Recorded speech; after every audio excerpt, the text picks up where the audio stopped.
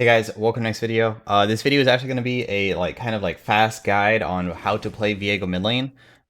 It's not going to be edited, so I'm not going to show combos up above or anything. It's kind of like a live guide, I guess, and I'll show some gameplay of some things that I'm trying to talk about. So I just wanted to give you guys quick tips, tell you guys how to play Viego mid. If you want to pick him up yourself, it's quite easy.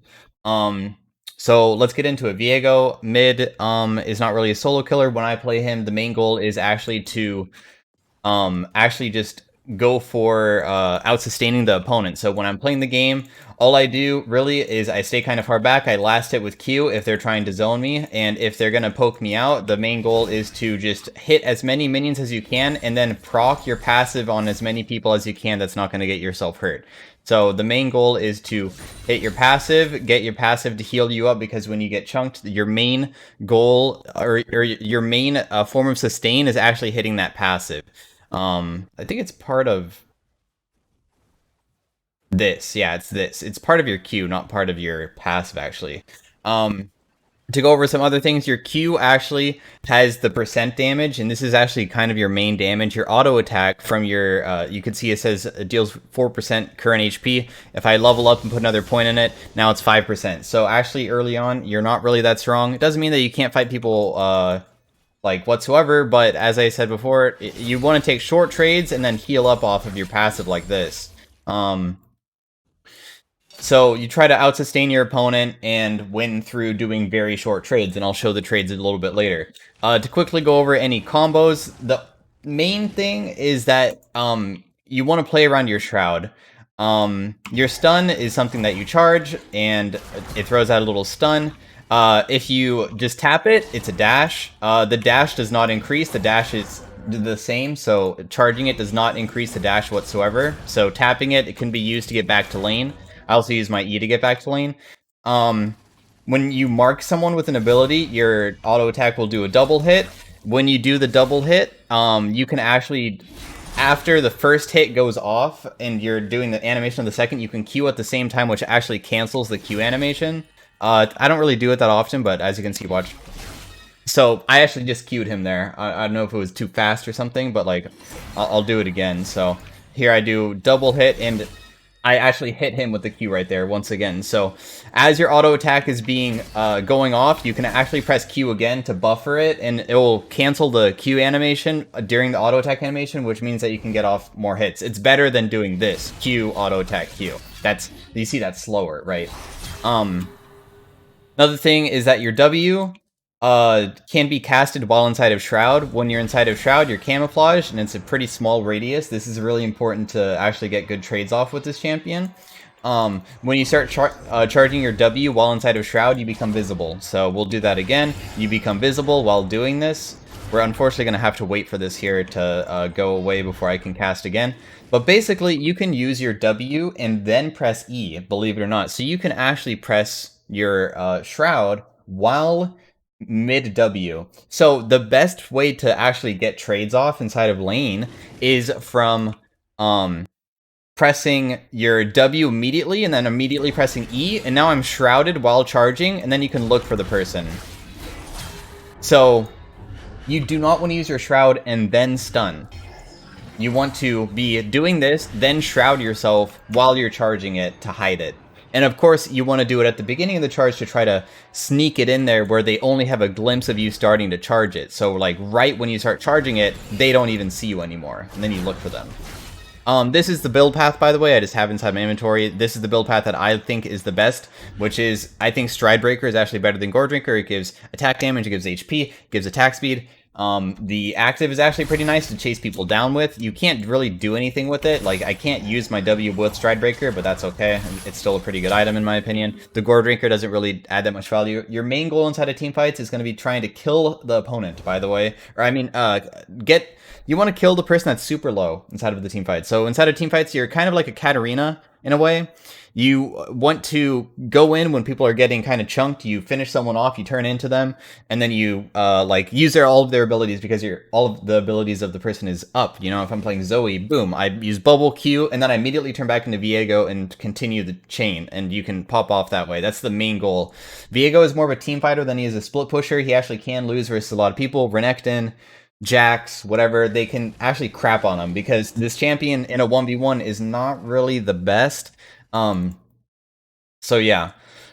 Let's see. Another thing that you can do with your shroud is that you can actually back during it. So look, when you start your back, you see how there's an initial like beginning part where like the bar gets filled up.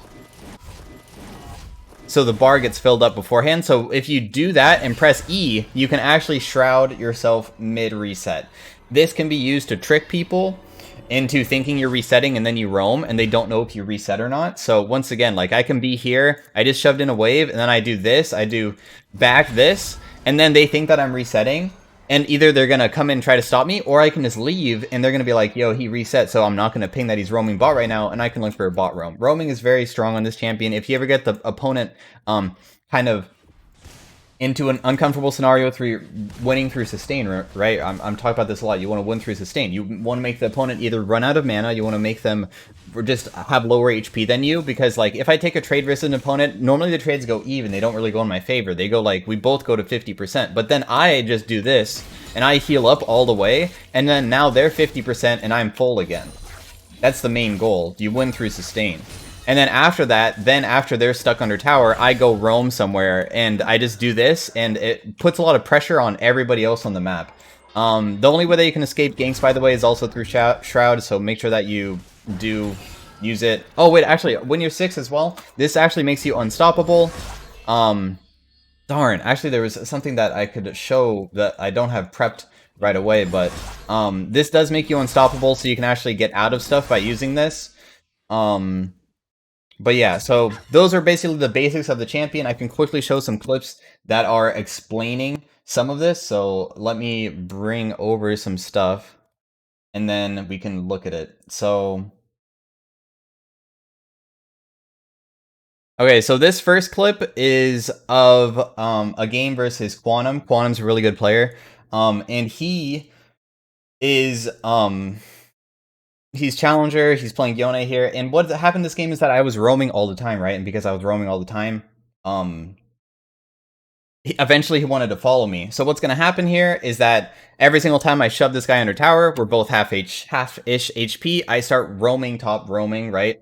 I shroud myself and start going top. He's spam pinging that I'm going top. I see, you know, Echo and Malphite are fighting, and he's going to be like, oh shit, I'm going to start following this guy, and that's when you can just immediately jump on him, right? I have Ignite, boom, boom, bam, kill him, and then I'm out. So you can actually use the Shroud as mind games to make them follow you, because I roamed like 3 times before this play, and now he's uncomfortable with just letting me roam. He thinks that I'm actually going all the way. So having them walk into your roam is quite good. The next thing is that this is how you trade during the laning phase. So I'll full screen this here. So what happens is you want to fight inside of your Shroud, and your Shroud, like little circle thing where they can see you is quite small. So here I am versus Illusion. I'm going for the wave. I Shroud, and then he walks forward. So this is a time where I just immediately blow all of my cooldowns on him. So I Q him, auto him, W him, auto him, and then I immediately back up because I know I don't have anything left. So, and then he won't be able to auto attack me here, and he doesn't dash forward or anything. So you want to do trades inside of your Shroud, going in and out of it over and over again. That's just how the trades kind of work with this champion. And then I will quickly show one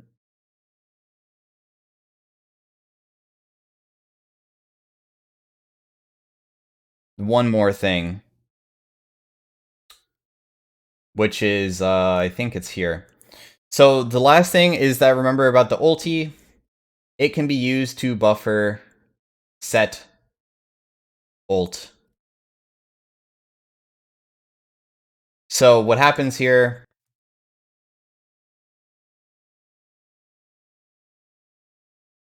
is that I think Set comes mid and tries to kill me, and I actually buffer it. So we'll go back here. So I'll full screen this now. Set comes in, he's gonna ulti me. I know that he's gonna ulti me. He wants to toss me into the enemy team, right? But what's gonna happen is that when he channels his ult, I channel mine, and it just completely pulls me out of it. So as you can see, he didn't get a set ult anything. So you can do this with a Azir wall. Like if Azir was to ulti me, I can actually just channel my ulti, and because you make yourself unstoppable. Here, wait, we'll look at it once again in like kind of slow motion. Or just very slowly. So as soon as I start channeling it, I will appear there eventually. So if Azir was to ult me back here, it would knock me back first. It would knock me back, but then I'm gonna appear wherever I'm at. So he does pull me, but then my character overtakes his because I'm trying to head to this location and I appear there. You can do this to like if I got Lilia slept, and right when she's about to sleep me, you can use it to become unstoppable. So there are ways of using this ulti to escape certain things. So your safety in lane is kind of on your ulti and your E. You can run away from people, but you get a lot of movement speed with your E, so that's the only other thing. Also, your W can't be used over walls. But anyways, I think that's about it. I just wanted to make this extremely fast, like tips and tricks basically on playing Viego. So I hope you guys enjoyed it. I'm sorry that it's not like an edited video, but this should really help out for anybody who was trying to pick up this champion immediately. You know, you can try different build paths with him. This isn't like set in stone. I just think Stridebreaker is the best. You can really go Sterix second if you really want to, but it is going to get nerfed eventually. GA sounds like a good item as well. Like if you're versus a lot of AP, that sounds fine. That sounds fine. But like for the main part, you're looking to just go in like and finish people off when they're low and then take over their body. That's honestly what this champion is kind of meant to do. He's like a team fighter, and I already talked about how the trading windows work. So, you know, try to out-sustain your opponent, do some roaming, mind game them with your abilities, get some interesting like resets off, or like baits where roams can like trick the opponent. It's a lot of mind games with this champion. So once again, hope you guys enjoyed the commentary, enjoyed the guide, I guess. But this champion, right now I played 20 games of solo queue, and it's all high elo, not low elo. So we're playing at least minimum. There's Diamond 1 players in my game, so it's not like they're like I'm like playing inside like Platinum or something. And right now I'm 14-6, so that's a 70% win ratio. So I am really doing good on this champion. Jensen, TL Jensen, if you look up his account in NA, he is also playing this champion a lot. So it might get nerfed. So remember that. For anybody who's watching this video right now, multiple months from now, you should probably see if Viego's been nerfed, because his sustain might be different, and it might actually get him out of mid lane. Because right now, Jensen has like a 70% win ratio as well. This champion is quite good at just versus mid lane champions. I don't know about top lane, but versus mid lane champion, he's pretty good. But once again, thanks for watching this short video on Viego, and I will see you guys next time. Farewell. Oh yeah, and if you're interested in watching Viego, be sure to follow my Twitch, by the way. I stream on Twitch, twitch.tv/peakamwolf. It's just inside the description of the video. You can see my socials. But anyways, once again, bye. Bye, everybody.